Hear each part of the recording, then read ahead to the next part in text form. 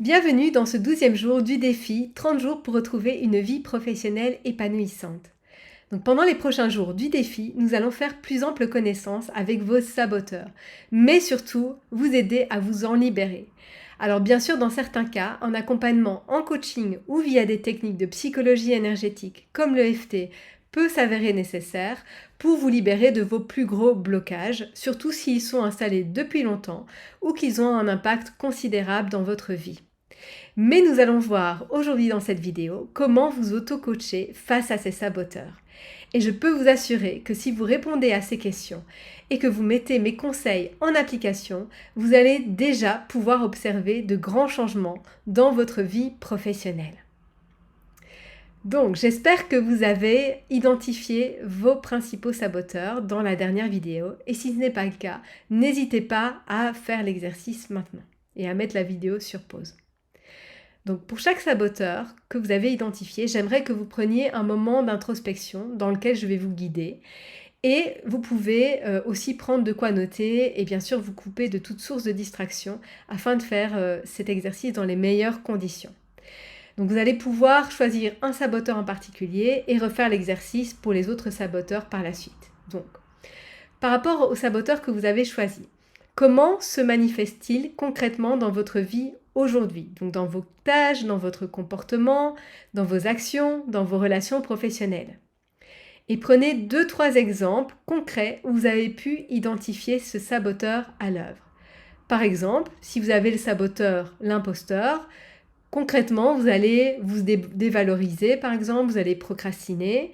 Et si je prends un exemple concret, peut-être que vous n'avez pas pu prendre encore de nouveaux clients alors que vous êtes un thérapeute nouvellement formé et que vous voulez vivre de votre activité. La deuxième question, c'est qu'est-ce que ça vous fait vivre ce saboteur? Est-ce que c'est de la tristesse, du découragement, de la colère, de la peur ou encore une autre émotion?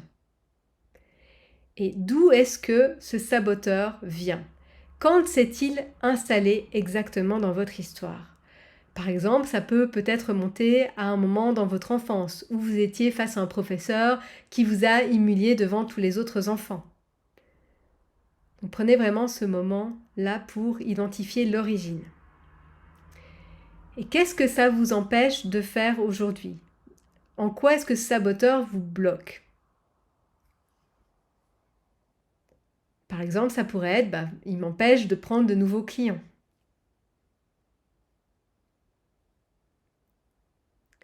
Et comment serait votre vie si ce saboteur n'était pas à l'œuvre? Donc là, prenez vraiment un moment pour imaginer comment ce serait. Donc peut-être que vous pourriez vivre de votre passion, vous pourriez prendre des clients, vous pourriez oser vous montrer sur les réseaux sociaux.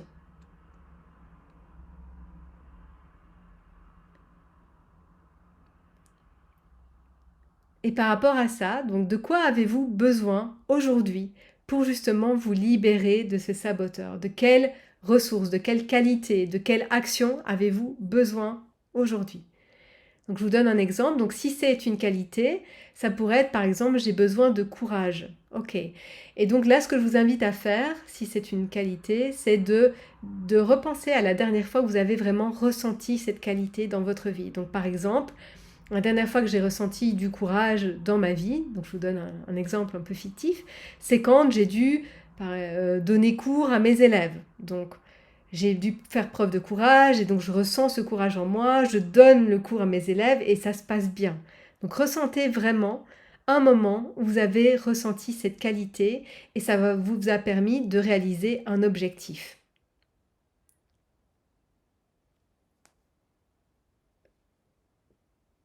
Et à partir de ça, ce que je vous invite à faire, c'est aussi de voir de quelle action, de quelle petite action vous auriez besoin pour pouvoir justement vous libérer de ce saboteur, c'est-à-dire quels petits pas pourriez-vous mettre en place pour vous en libérer. Donc ça, c'est très important de rendre ce petit pas concret dans la matière.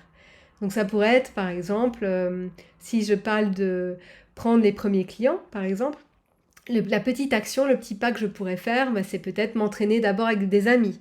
Donc c'est contacter un ami ou une amie qui va pouvoir être client entre guillemets pour moi et qui va pouvoir m'aider à m'exercer avant de prendre un client pour lequel je vais être rémunérée. Donc c'est vraiment important de concrétiser en fait ça par une action pour pouvoir vous en libérer.